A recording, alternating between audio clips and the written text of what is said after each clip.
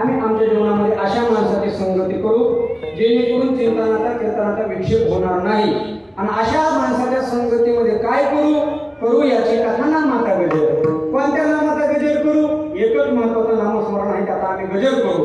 पण त्या भगवान परमात्म्याचा नामाचा गजर असा तसा करता येत नाही. मग त्याच्यासाठी 2 हात वर करायला लागतात. फक्त पुरुष मंडळी असे 2 हात वर करा. इकडे अंधारात तंबाखू द्यायचा टाकून अंधारात केले हातावर इकडे आजूबाजूचे ना व्यासपीठावर केले हातावर राव द्या काल्याच्या कीर्तनापर्यंत. तुम्ही म्हणता ह्याला फोन घेऊन येते विचार करू ना. मोठ्या प्रेमाने त्या भगवान परमात्म्याचं भजन करा.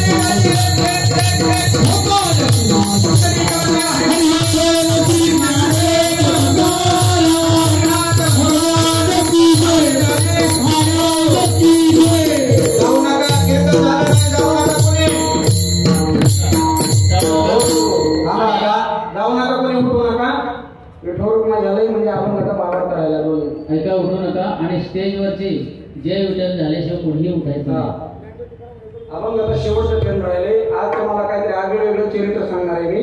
त्याच्यामुळे 10 मिनिटं माझ्या घड्याळानुसार 10 मिनिटं राहिले. तशी माझी घड्याळ बंद पडती पण आज चालू ऐका फक्त 10 मिनिटं. अभंगाच्या सरते शेवटी दुसरी तुकोबाई म्हणतात, तुका म्हणे करू ऐशियाचा संग जेणे नोहे भंग चिंतनाचा. माझं या कीर्तनाचा एक वाक्य सगळ्यांनी खरंच घरी घेऊन जा बरं का. एक वाक्य सांगतो ऐका. नाग जर बाहेर निघला ना लोक काठी घेऊन धावतात मारण्यासाठी. बरोबर. नाग जर बाहेर निघला तर लोक काठी घेऊन धावतात मारण्यासाठी.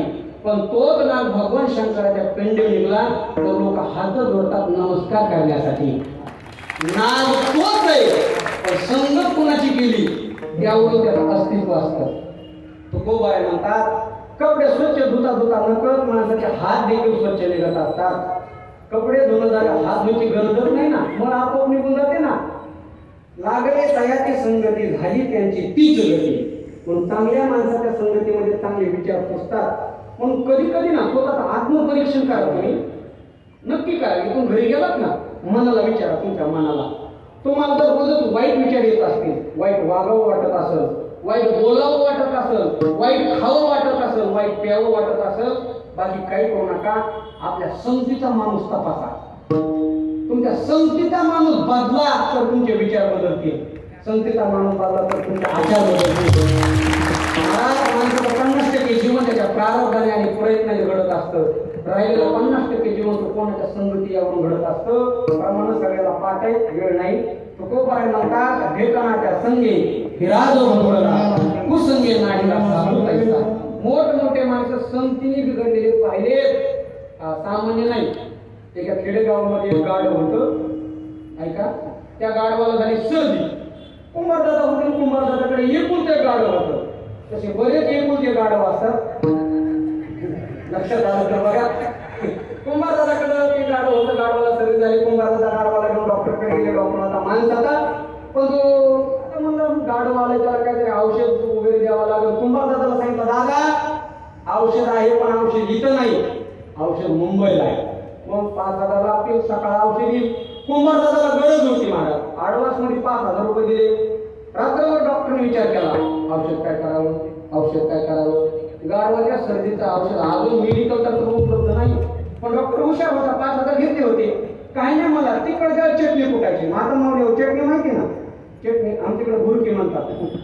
तिकडच्या चटणी कुटायची, गाढवाच्या नाकात टाकायची. गाढव ठसकणार, नाक मोकळं होणार. 5,000 आले म्हणणार. किती सोपं औषध. सकाळी सकाळी कुंभारदादा आले. म्हणजे औषध आलं का, म्हणजे औषध आलं, पण औषध खतरनाक आहे. अगोदर गाढवाचे 4 पाय गच्च बांधला. लिंबाचं झाड होतं, 4 पाय गच्च बांधले. डॉक्टरने विचार केला, तर अशी चटणी नाकात फेकली. सगळी फेकल्या नाकात जाईल का चटणी फेकलेली नाही ना, ती डोळ्यावर जाईल, अंगावर जाईल. पुन्हा ते गाढव आहे, लाखाने कुठं पाठवून सांगता येत नाही. मग काय केलं त्यानंतर सगळीच्या सगळी चटणी नाकात जाईल. हुशार होता म्हणून तो डॉक्टर होता. म्हणला लांब नळी घ्यायची, नळीमध्ये चटणी भरायची, तिकून नळी गाढवाच्या नाकात घालायची, एकूण चटणी फुकायची. किती सोपी आहे. अशी लांब नळी घेतली, नळीमध्ये चटणी भरली. चटणी नळीमध्ये भरल्यानंतर इथवर नळी गाढवाच्या नाकात घातली आणि चटणी फुकण्यासाठी डॉक्टर एकूण तोंडात धरली. डॉक्टर एकूण चटणी फुकणार, तेवढ्याच गाढवाची पण काय झालं तुमच्या लक्षात आलं ना, आलं का नाही. पुन्हा तर आता गाढवाचा जाऊ दे, डॉक्टरचा विचार करा. 6 महिने ICU मध्ये होता. 6 महिने कशामुळं संगत. डॉक्टर होता पण गाढवाची संगत केली. पण माणसाला कळावं संगत कोणाची करावी. जंगलामध्ये भांडणं लागले. जंगलामध्ये, गावात नाही, जंगलामध्ये भांडणं. कोणाचे, गाढवाचे वाघाचे. गाढव म्हणायचं गवत पिवळं, वाघ म्हणायचं गवत हिरवं. आता तुम्ही सांगा, गवत कसं आहे, हिरवं. गाढव काय म्हणत होता, पिवळं. जोरात भांडणं. दोघांनी एकमेकावरती केसेस केल्या. आता तिथला न्यायाधीश शिवमाच्या कोर्टात भांडण गेलं. बोला काय केस आहे. गाढव म्हणायचं ते साहेब गवत पिवळंय, वाघ म्हणायचं ते साहेब गवत हिरवंय. शिव म्हणे गाढवाकडे पाहिजे, वाघाकडे पाहिजे. शिवाने सरळ गाढवाच्या बाजूने निकाल दिला. वाघाला अटक केलं. वाघाला पण दिसत केलं. वाघ म्हणला, सिंह दादा असं असतं करत, आख्या जगाला माहिती गवत हिरवंय, तरी सुद्धा तुम्ही मला अटक केलं. सिंह म्हटला, वाघा आख्या जगाला माहिती गवत हिरवंय, तरी सुद्धा तू गाढवाबरोबर भांडत राहिला. आख्या जगाला माहिती गवत हिरवंय, भांडणं सुद्धा तुला सगळं कळावे, हे तरी कळायला पाहिजे माणसाला. अहो, भांडणं शत्रुत्व करण्यासाठी, मैत्री करण्यासाठी जर आपल्या दर्जाचा माणूस पाहिजे. शत्रूवरून सुद्धा आपला मोठेपणा ठरतो. कोट्यावधी प्रॉपर्टी वाल्याने गरीबाला हलकत म्हणलं काय उपयोग आहे मला. तसं माणसाने संगती कोणाची करावी हे कळलं पाहिजे. तुकोबा म्हणता, तू का म्हणे करू ऐशी आता संग आणि जेणे मुळे बोलू